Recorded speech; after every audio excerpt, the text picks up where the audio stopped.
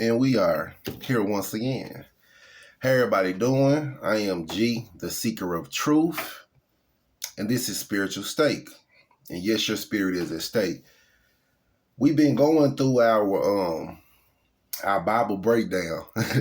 We're still in Genesis. We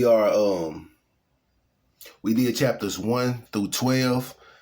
I went through some technical difficulties with my equipment, my phones, and just a bunch of other stuff that try to throw you off. But nevertheless, back like we left something, and we did. We left this food at the buffet. So since it's been a while, let's go head on into and petition. I don't call it prayer. You can call it whatever you would like to. Talk to God, whatever. But I petition. I make my petitions known unto the Most High. And so, if you will, just take a moment of silence real quick so we can petition. I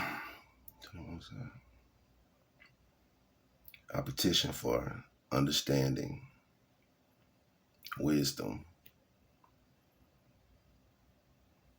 I petition that you close my eyes and my mind and my ears to what I want to see, to what I want to think, and to what I want to hear. And open my eyes, my mind, and my ears unto what it is that you want me to see, to what it is that you want me to know, and to what it is that you want me to hear. Clear my mind of all titles. Clear me of all titles. For now I am nothing more than a vessel, waiting to be filled with information. This is my petition. I have said it, and so it is. Alrighty. So let's do what it do. We're going into chapter 13. Just a quick overview of where we are actually at for those of you who have, like I do, kind of forget, after a while, a refresher per se. Chapter 12, Abraham and Sarah went into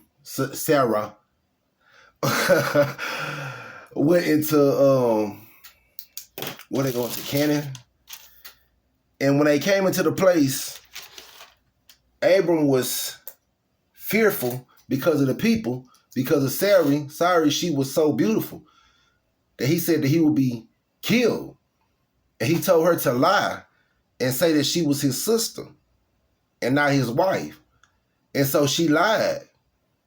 And the Pharaoh came unto her and took her and come unto the information that this woman is actually someone's wife already. And so they kicked him out.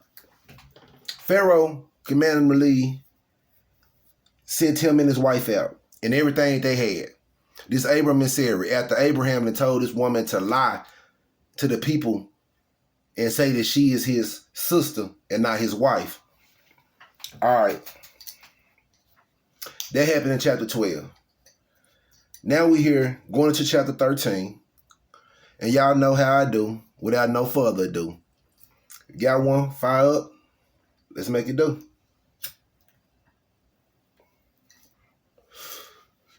Let's get it. Chapter 13. And Abram went up out of Egypt, he and his wife, and all that he had, and Lot with him into the south. And Abram was very rich. It was very rich in cattle, in silver, and in gold. And he went out on his journeys from the south even to Bethel, unto the place where his tent had been at the beginning, between Bethel and Hiah. Now let me stop. Unto the place of the altar which he had made there at the first. And there Abram called on the name of the Lord. And Lot also, which went with Abram, had flocks and herd and tents.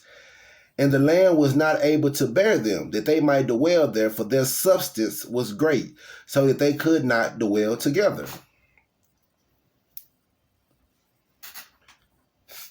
And there was a strife between the herdmen of Abram's cattle and the herdmen of Lot's cattle. And the Canaanite and the Perizzites dwelled then in the land. And Abram said unto Lot, Let there be no strife, I pray thee, between me and thee, and between my herdmen and thy herdmen, for we be brethren. Is not the whole land before thee? Separate thyself, I pray thee, for me. If thou wilt take the left hand, then I will go to the right. Or if thou depart to the right hand, then I will go to the left. Now, let me stop right here. Y'all know I normally don't stop when I'm reading scriptures, but if we took this right here as a community, I got some new highlighters too. I've been waiting to use them, and I can't find my other one. So, here you go right here. Well, I'm still gonna use my new one. And we could take this right here. They say that it was Lot and Abram, they came into the land and they had a lot of cattle. Abram had a lot of cattle. He had flocks, tents, herds. And Lot had a lot of cattle. Right? But they get to this place to where they are now because they got kicked out because they lied, because Abram lied. Right? And we get to this situation to where the land that we have way too much to develop, to dwell right here together. Right? Your mans and them, they mad at my mans and them. My mans and them is mad at your mans and them. But we don't have to beef about this.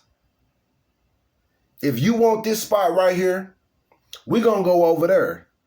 If y'all want that spot over there, we're going to stay right here. But we don't got to beef about it because we brethren. I said we can use that today because look how much beef it is over one little inch of a neighborhood. We go to war over 1 inch of a neighborhood like it ain't the whole world out here. Abram say, Is not the whole land before thee? You got the whole land right here before you. But you want to fight me over this one little piece of land because you want it? The ego come into play. A great leader is not going to initiate unnecessary conflict. A great leader is actually going to find out every other possible solution to the scenario that pertains to anything outside of violence. But it's not going to be the first move. If there can be negotiation had, let's negotiate. Y'all want this spot? Y'all can have this spot. Me and my people, we're going to go over here and we still going to be cool. Y'all want that spot over there? Y'all can have it. We're going to stay right here. We still going to be cool because we got this whole land right here. Why do we got to fight each other? But it's the subconscious, the plan. They got everybody from every neighborhood feeling like that the only place in the world is dead. And everything you see is just an imaginable far-off place. Person living in Arkansas, they'll see Nashville on TV and think that Nashville is just always great. It ain't nothing but like 5-6 hours that way. The grandioso lifestyle of Atlanta, it ain't nothing but like 8 hours down that way. 8-hour drive. Because I'm not getting on nobody plane. It's an 8-hour drive.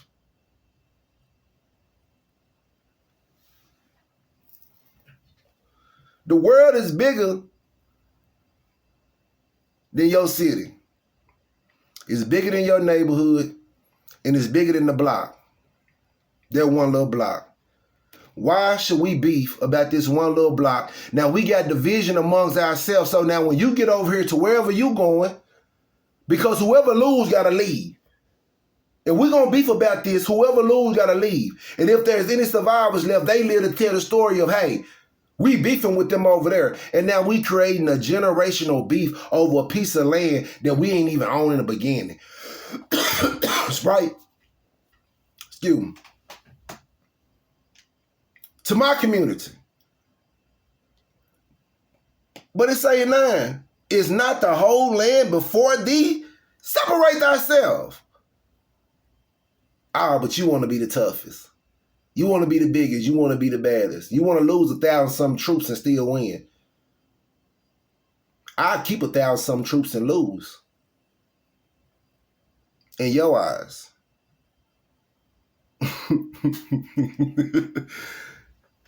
But you don't get that. Let's go ahead on. Anyway, verse 10. And Lot lifted up his eyes and beheld all the plain of Jordan, that it was well watered everywhere before the Lord destroyed Sodom and Gomorrah, even as the garden of the Lord, like the land of Egypt, as thou comest unto Zorah. Then Lot chose him all the plain of Jordan, and Lot journeyed east, and they separated themselves the one from the other. Ain't nobody go to war. Now that's grown leadership, right? That is true leadership. Because, yeah, I want to look strong for my troops, and you want to look strong for your troops.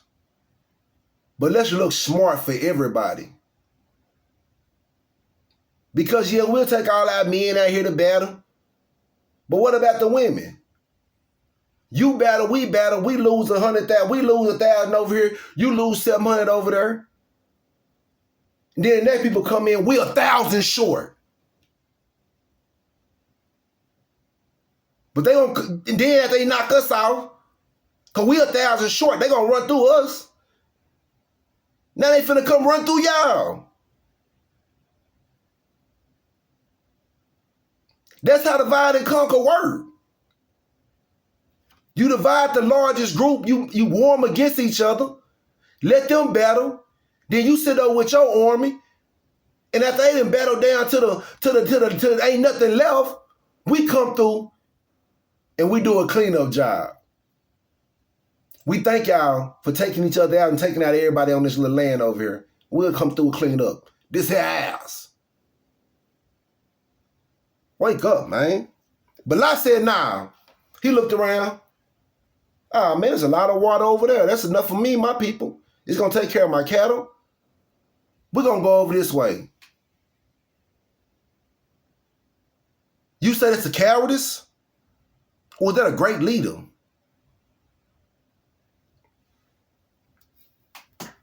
Sometimes the greatest strength that anybody can ever possess is the strength to walk away. You got to be strong enough to look like a coward in front of everybody else.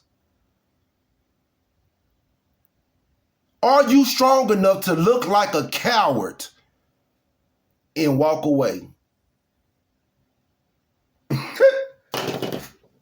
Not around here. Not in my city. You hear me? It's wicked. Because Lord forbid anybody be looked at less than, right? He less than a man. He walked away. Even for my devout. For the people that say, yeah, say slap the cheek and turn the other cheek. You think, okay, let me slap you. The only people who really just getting slapped down, in my personal opinion, I done seen in life, and ain't slapping nobody back, is people that ain't never had no slap in them. But from everywhere I've been, from the streets to the penitentiary, to family gatherings,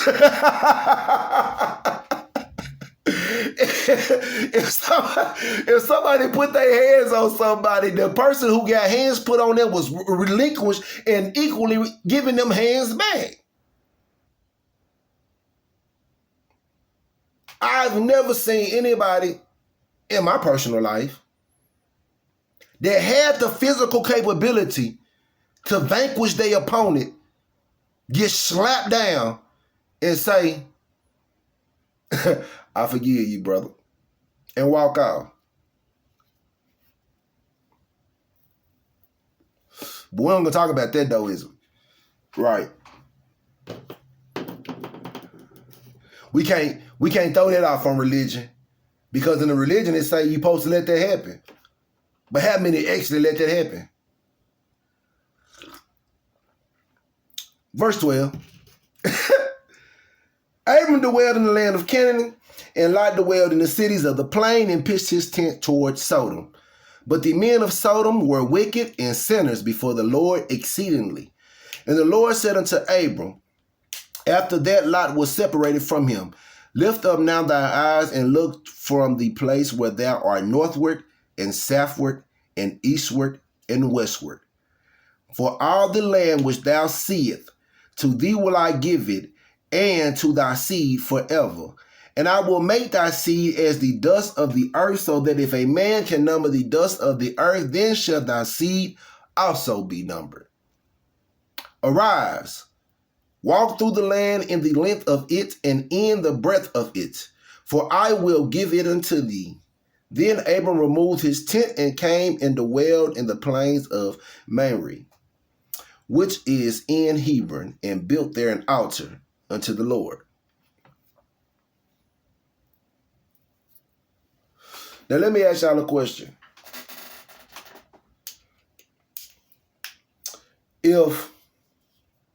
Just a question.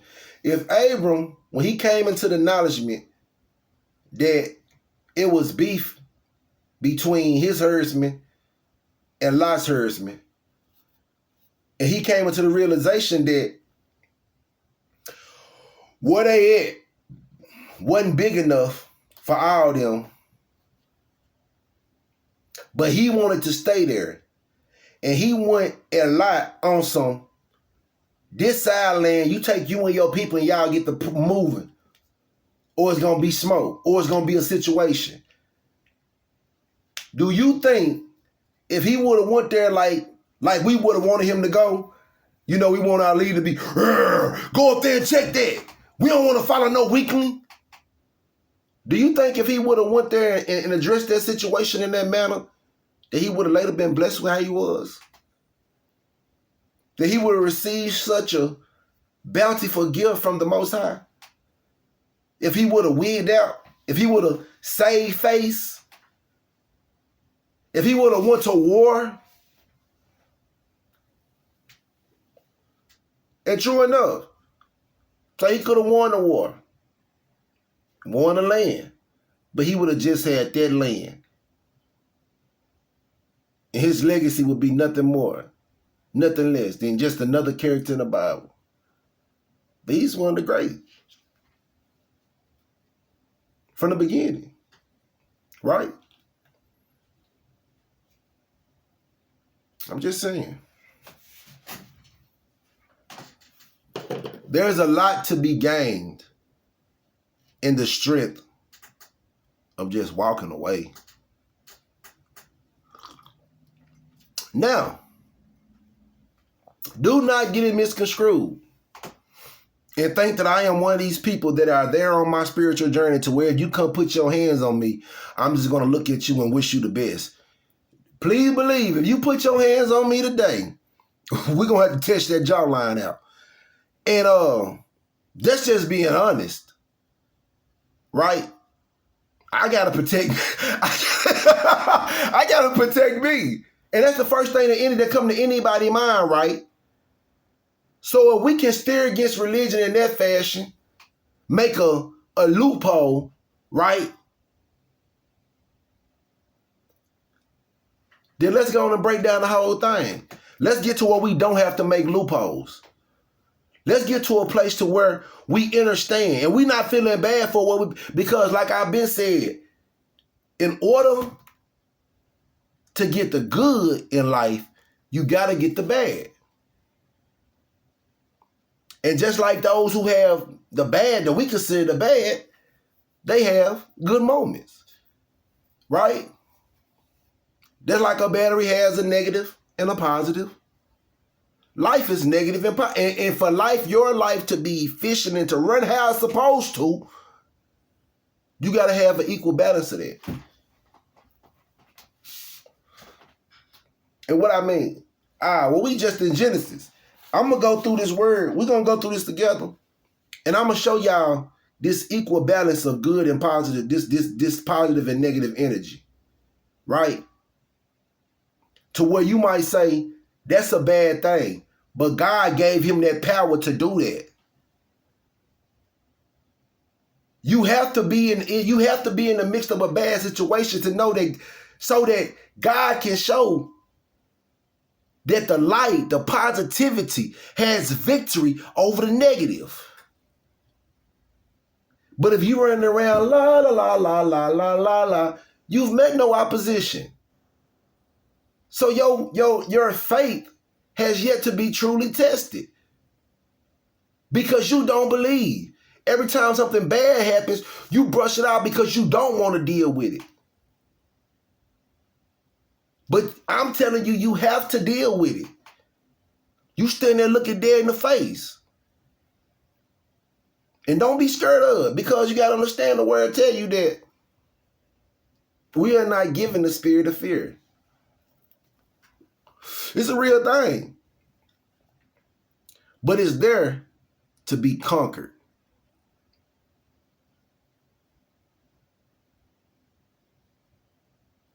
It's there to be conquered. And we can conquer it together. All of us. We can rise above all of it together. But it takes all of us.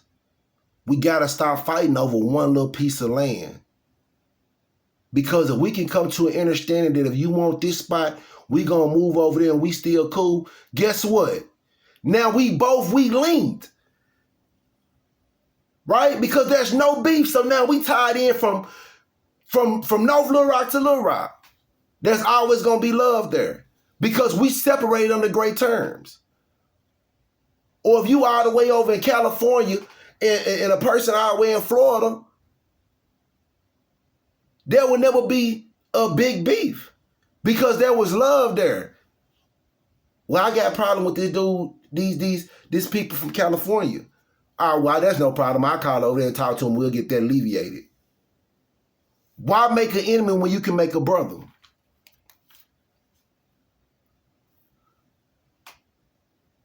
Why break a man when you can build a bond? We've been systematically trained to go against each other.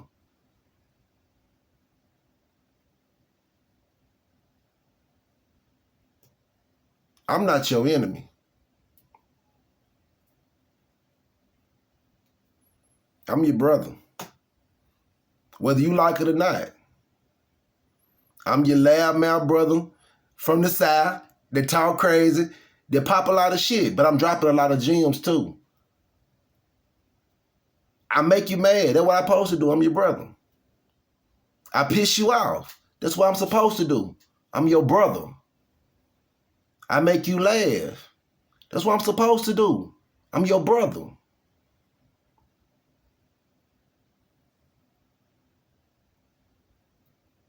Let's eat, man. I don't do a lot of editings on my videos because when you watch them, I want you to feel like I'm right there. Like we right here together. We right here together. So you can clip what you want to clip. You can't embarrass me. Fuck. You can't shame me. Nigga, all my shame died the day I was in the courtroom and the judge dropped that gavel over there. I looked over my mama and she had her head dropped down crying. You can't shame me and you can't embarrass me.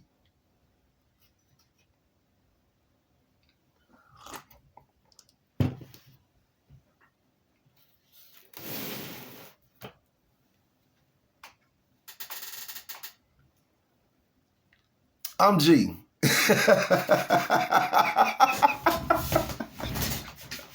I'm G, the seeker of truth. This spiritual state, y'all stay elevated.